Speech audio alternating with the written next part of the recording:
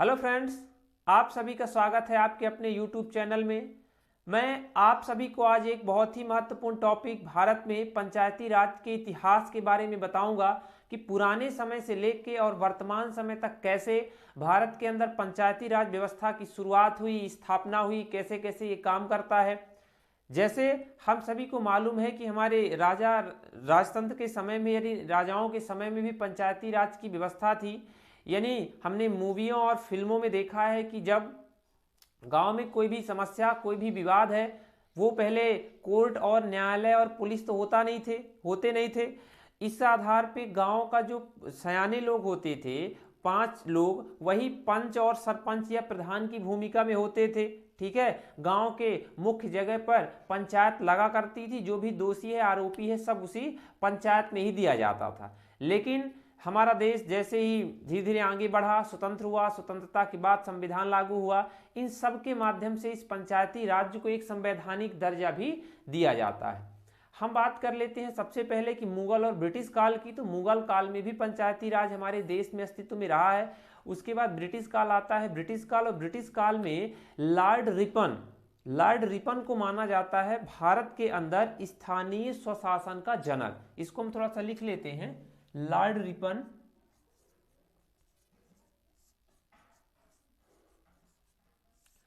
स्थानीय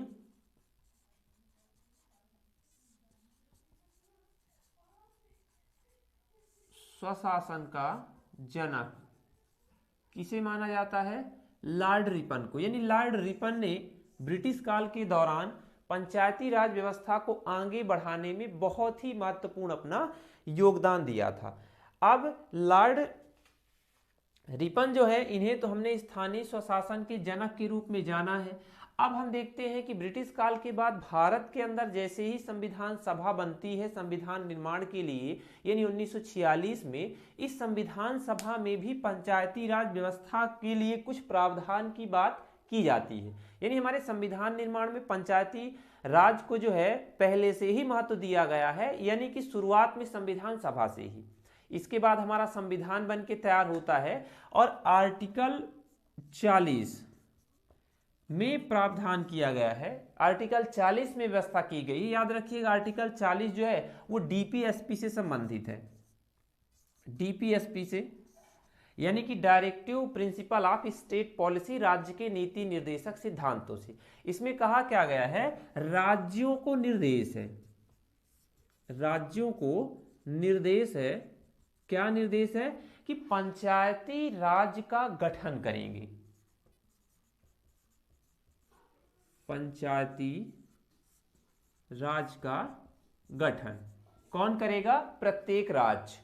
ये किसमें कहा गया है? Directive principle of state policy के अंतर्गत ये बात कही गई है। अब होता क्या है, ये बात तो संविधान में लिख दी गई थी कि आर्टिकल 40 के तहत पंचायती राज के गठन का दायित्व तो किसका होगा? राज्य सरकारों का होगा। अब इसके बाद बहुत सारी हमारे देश में समितियां आती हैं पंचायती राज को लेकर। तो सबसे जो पहली समिति थी पंचायती राज को लेके, उसे बोला जाता है बलवंत राय मेहता समिति। ये याद रखिएगा। ये बनती कब है? ये बनती है 1956 में, यानी कि कांग्रेसी सरकार के दौरान पंडित नेहरू के नेतृत्व में। इसने रिपोर्ट जो है अपनी कब सौंपी? 1957 में। माने सरकार को इसने अपनी रिपोर्ट जो है वो कब सौंपती है? 1957 में। 56 में बनती है। अब इस समिति ने पंचायती राज को लेकर के कहा क्या, हम ये समझते हैं, यानी होगी ये सिफारिशें। मतलब इस बलवंत राय मेहता समिति ने पंचायती राज को लेकर सरकार को अपनी दी रिपोर्ट में कौन सी बातों की सिफारिश करती है। तो सबसे पहली जो सिफारिश थी, इसने क्या कहा कि पंचायती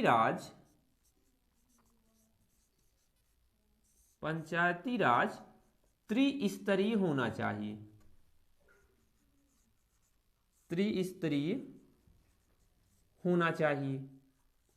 यानी कि जो ये पंचायती राज व्यवस्था है इसके देश में 3 स्तर होंगे। कौन कौन से? इसने कहा पहले नंबर पर कि जो पहला होगा वो ग्राम स्तर पर होगा। ग्राम स्तर पर, अब ग्राम स्तर पर क्या होगा? ग्राम स्तर पर ग्राम पंचायत होगी, ग्राम पंचायत होगी। ये पहली बात कही। दूसरी बात कही ब्लॉक स्तर पर, ब्लॉक स्तर पर क्या होगा? जनपद पंचायत या इसे पंचायत समिति भी बोला जाता है, पंचायत समिति होगी। अब तीसरा जो आता है जिला स्तर पर, जिला स्तर पर क्या कहा गया? जिला पंचायत की व्यवस्था होनी चाहिए, जिला पंचायत।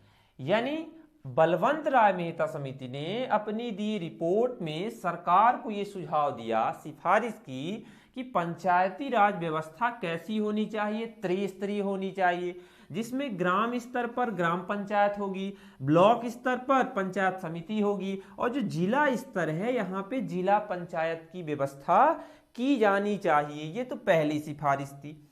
दूसरी सिफारिश इस जो है बलवंत राय मेहता समिति ने क्या करी कि पंचायतें क्या होनी चाहिए? पंचायतें निर्वाचित होनी चाहिए, निर्वाचित।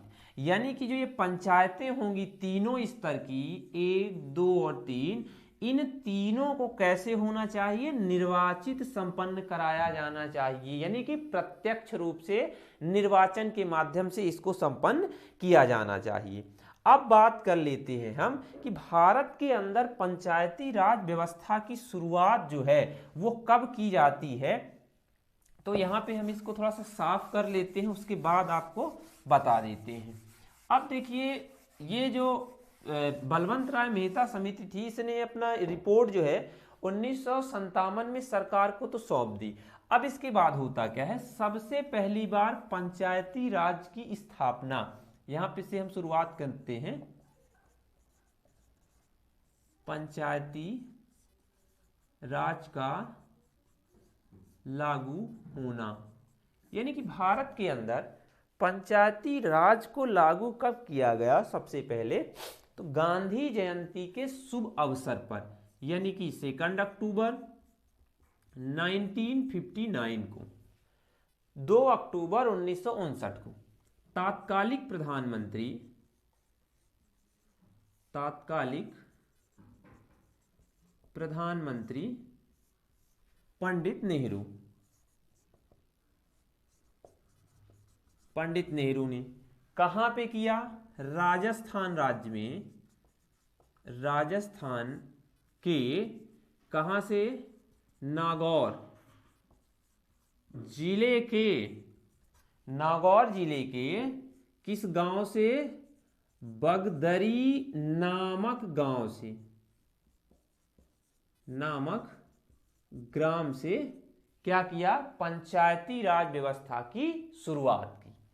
एक बार और ध्यान रखना है, पंचायती राज की शुरुआत भारत में सबसे पहले कब हुई या लागू किया गया? इस बलवंत राय मेहता समिति की रिपोर्ट के बाद सरकार ने सबसे पहले 2 अक्टूबर 1959 को तात्कालिक प्रधानमंत्री मतलब पंडित नेहरू, इनके नेतृत्व में राजस्थान राज्य के नागौर जिले के बगदरी नामक ग्राम में सबसे पहली बार भारत के अंदर पंचायती राज व्यवस्था की शुरुआत की जाती है। अब इसी साल यानी 1959 में साल के अंत तक आंध्र प्रदेश के अंदर भी, आंध्र प्रदेश जो राज्य है इसके अंदर भी पंचायती राज व्यवस्था की शुरुआत कर दी जाती है। तो पहला राज्य यदि पूछता है तो राजस्थान होगा, और किसी दूसरे राज्य का नाम यदि लेता है तो आंध्र प्रदेश ऐसा दूसरा राज्य है जो कि पंचायती राज व्यवस्था को लागू करने वाला दूसरा राज्य था।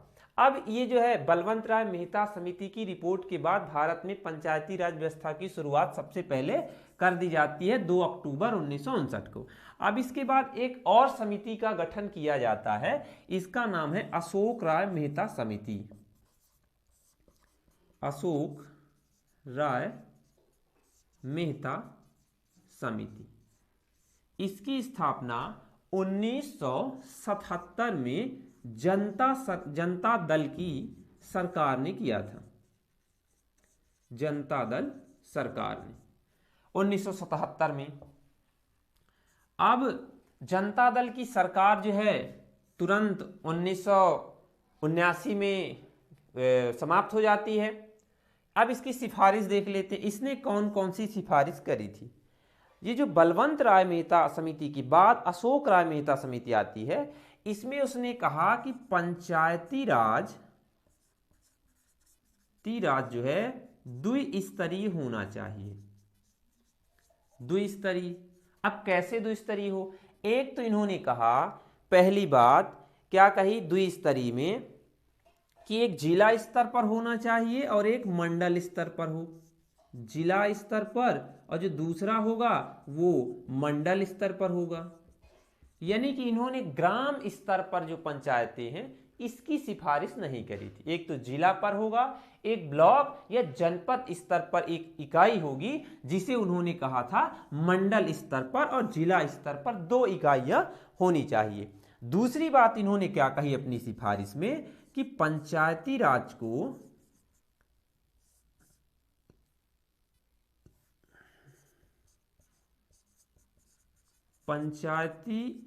को क्या होना चाहिए? संवैधानिक दर्जा मिलना चाहिए। यानी कि पंचायती राज व्यवस्था को संवैधानिक दर्जा दिया जाए। तीसरी बात कही कि समयबद्ध निर्वाचन होना चाहिए। समयबद्ध का मतलब प्रत्येक 5 वर्ष के अंतराल में पंचायती राज का चुनाव होना चाहिए, जो कि मध्य प्रदेश में नहीं हुआ है। मध्य प्रदेश में हाल ही में पंचायती राज चुनाव संपन्न होने हैं, जो कि लगातार 7 वर्षों के अंतराल के बाद संपन्न होने। ये भी कोर्ट में मामला पहुंचा है, सुप्रीम कोर्ट ने अपना कुछ निर्णय दिया है। अब आगे देखना होगा कि इन चुनावों को लेकर के सुप्रीम कोर्ट और हाई कोर्ट के क्या निर्णय होते हैं। तो समयबद्ध निर्वाचन कराने की बात किसने कही थी? अशोक राय मेहता समिति ने की। अब होता क्या है कि जब 1977 में जनता दल की सरकार ने इस बलवंत अशोक मेहता समिति की स्थापना करी थी, अब इसके बाद 1979 में जाकर के जनता दल की सरकार क्या हो जाती है? गिर जाती है। तो इसकी सिफारिशों पर जो अगली आने वाली नई सरकार है, यानी कि 1980 में कांग्रेस की सरकार, जो कि इंदिरा गांधी बनती हैं देश की प्रधानमंत्री, इन्होंने कोई इन सिफारिशों पर बहुत ज्यादा ध्यान नहीं दिया। अब इसके बाद जो है एक और समिति, तीसरी समिति आती है, जिसका नाम है GVK राव समिति। GVK राव समिति। अब इसकी स्थापना जो है वो 1985 में की जाती है। 1985 में GVK राव समिति की जो है स्थापना की गई, और इस समिति ने अपने इस जो है तो रिपोर्ट में कितनी मुख्य रूप से 2 सिफारिशों की चर्चा की।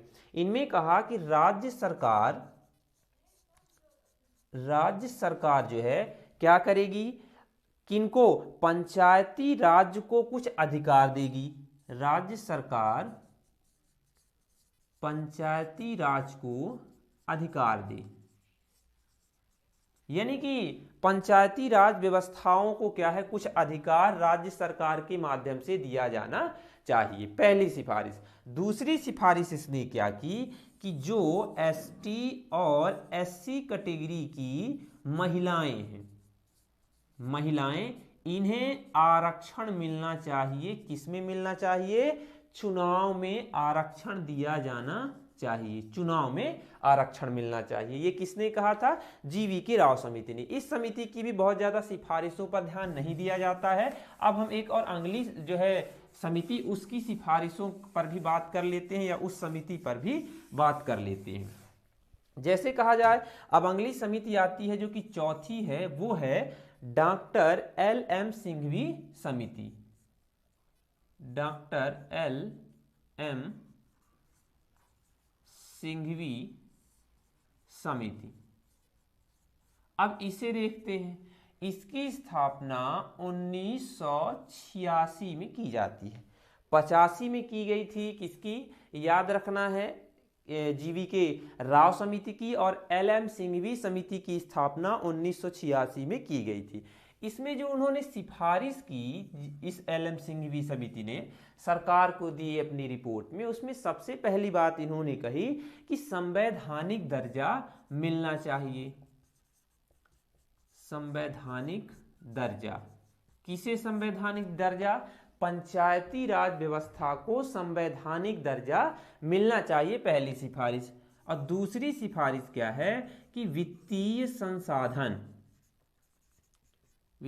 संसाधन दिए जाने चाहिए।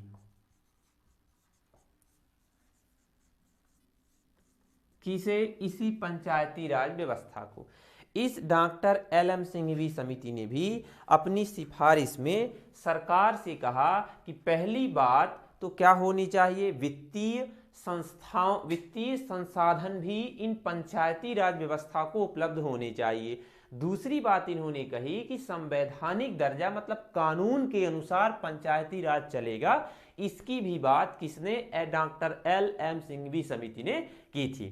तो आज की इस क्लास में बस इतना ही है। अगली जो हमारी क्लास होगी, इस अगली क्लास में हम 73वां संविधान संशोधन अधिनियम जो 1992 है, इसके माध्यम से समझेंगे कि कैसे पंचायती राज व्यवस्था को सरकार ने संवैधानिक दर्जा दिया। आई होप आप सबको आज का ये जो है वीडियो बहुत पसंद आया होगा। यदि आप हमारे चैनल पर नए हैं तो चैनल को सब्सक्राइब करिए, अधिक से अधिक अपने फ्रेंडों तक शेयर करिए, साथ में बेल आइकन को भी प्रेस करिए, जिससे आने वाली सभी वीडियो का नोटिफिकेशन आप तक आसानी से पहुंच सके। आप सभी का क्लास में बने रहने के लिए बहुत बहुत